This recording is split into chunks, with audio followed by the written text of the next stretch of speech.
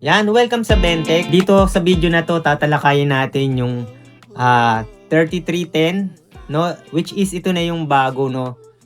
Kung mapapansin nyo, ang dami ng printer na out of stock sa Epson flagship.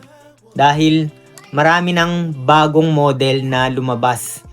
Yan. Nahandyan sa video description ko yung mga bagong model na lumabas. Ano ba yung mga difference nito? At ano yung epekto nito sa mga small printing business? Yan, may advantage ito sa mga typical user. Sa office, sa bahay, hindi na kailangan ng service ng tech in case na magkaroon ng end of service light, no, tulad nung 3210 at saka ibang mga model. Yan, tatanungin natin kay ChatGPT kung ano yung difference ng dalawa, no. I-screenshot ko yung full specification ng dalawang printer.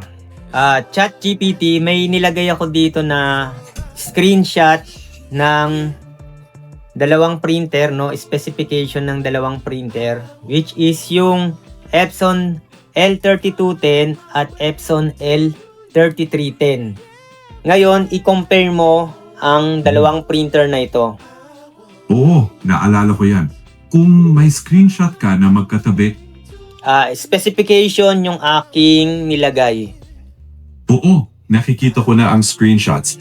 Base sa comparison ng specs, halos pareho ng talagang dalawang printer. Pareho ang print, scan, at copy functions. Pareho rin ang print speed at resolution. Walang automatic duplex. At pareho ring halos lahat ng supported paper sizes at capacity. Ang pinag-ibang mahalaga ay hindi sa print specs kundi sa maintenance system. Ang L3310 ay may mas bagong design na gumagamit ng user replaceable maintenance box. Kaya mas madali ang maintenance kapag puno na. Kung printing business ang usapan, kung bihira kang magme-maintenance at mas gusto mo ng mas madaling pag-aalaga sa printer, mas okay ang L3310. Pero kung sanay ka na mag-reset ng waste ink counter at maglinis o magpalit ng waste ink pad, pwedeng mas mababa ang long-term maintenance cost ng L3210.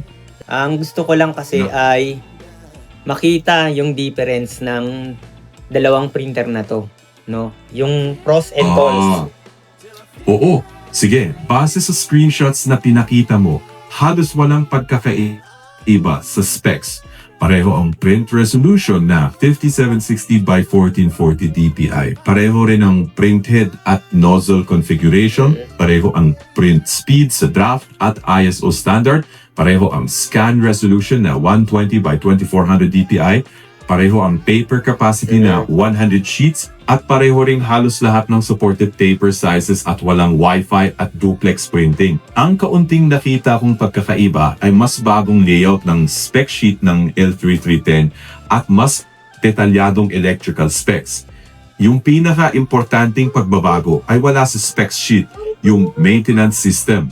Ang L3310 ay gumagamit ng maintenance box, habang ang L3310 ay gumagamit ng internal waste ink pad. Kung tungkol sa print quality, wala halos pagkakaiba. Mas about sa maintenance ang upgrade, hindi sa kalidad ng pagpiprint. Wala pang panagkaiba pala, no? Bali, ano yung consumables pagdating sa maintenance box? Anong model yung kailangan bilhin sa L3310? Sandali, i-check ko. Oo, sa Epson EcoTank L3310, ang consumable para sa waste ink ay ang maintenance box C9398 sa Pilipinas. Ito yung sumasalo sa waste ink mula sa mga cleaning cycles. Kapag puno na, papalitan mo lang yung buong maintenance box. Hindi na kailangan magpalit ng internal waste ink pad.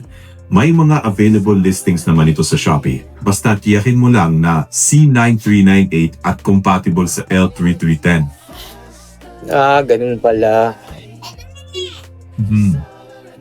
So ano mas matipid doon, no? Yung waste pad, mag-replace ng waste pad o mag-replace ng maintenance box? Sige, tignan natin. Depende. Kung parts cost lang, mas mura madalas magpalit ng waste ink pad, lalo na kung marunong ka ng maglinis at may resetter ka na. Pero kung kasama ang oras at labor, may lamang ang maintenance box dahil palit lang at balik print ka agad. Para sa printing business owner na marunong mag-DIY, mas matipid pa rin ang waste ink pad system L3310 basta kaya mong magpalit at linisin ito. Kung gusto mo naman ng mas mabilis at mas kaunting hassle sa maintenance, doon lamang ang maintenance box. Ano na mas bagay sa'yo? Alam mo ba na nababypass yung driver ng L3210 para makapag-borderless at makapag-print ng 5R at A4. Pwede rin kaya itong gawin sa Epson L3310? Sige, tignan ko. Posible, pero di ko pwedeng i-confirm ng walang actual test.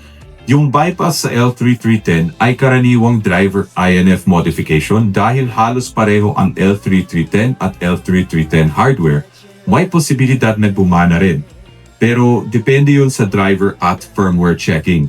Hindi ko masasabing oo ng tiyak hanggat di nasusubukan sa mismong model. Kung plano mong itest sa isang L3310 unit, malaking tulong yun para sa ibang gumagamit lalo na sa photo printing at printing businesses. Kung gagana nga, magandang balita yan para sa mga gumagamit ng L3310. Subukan mo muna bago i-rekomenda. Kung gumana, malaking bagay yun para sa community. Wag na yun. Bali yung yung mga bagong model na lumabas ngayon na meron ng mga maintenance box. Sige, titingnan ko muna. Oo, sa bagong generation ng Epson EcoTank, lumilipat na sila sa user replaceable maintenance box tulad ng L3310, L3350, L3360, at L5390 at ilang bago pang models. Mukhang yan na ang direksyon ng Epson sa mga susunod na EcoTank models. Mas pinapadali ang maintenance para hindi na kailangang buksan ang printer kapag puno na yung waste ink collector. Kung technician ka o may printing business, magandang bantayan to kasi baka maging standard na rin ang maintenance box sa mga susunod na release nila. Ano yung nakikita mong disadvantage sa maintenance box? Sandali, iisipin ko. Sa tingin ko, may ilang disadvantage lalo na kung technician o printing business owner ka. Una, mas mataas ang recurring cost kasi bibili ka lagi ng bagong maintenance box kapag puno na. Pangalawa, nakadepende ka sa availability ng replacement. Kapag wala kang spare at napuno, titigil ang printer hanggang mapalitan mo. Pangatlo, mas limitado ang pwedeng DIY na solusyon kumpara sa paglinis o pagpapalit ng waste ink pad na sanay gawin ng maraming technician. Ayan. So yan, maraming salamat. Okay na yun.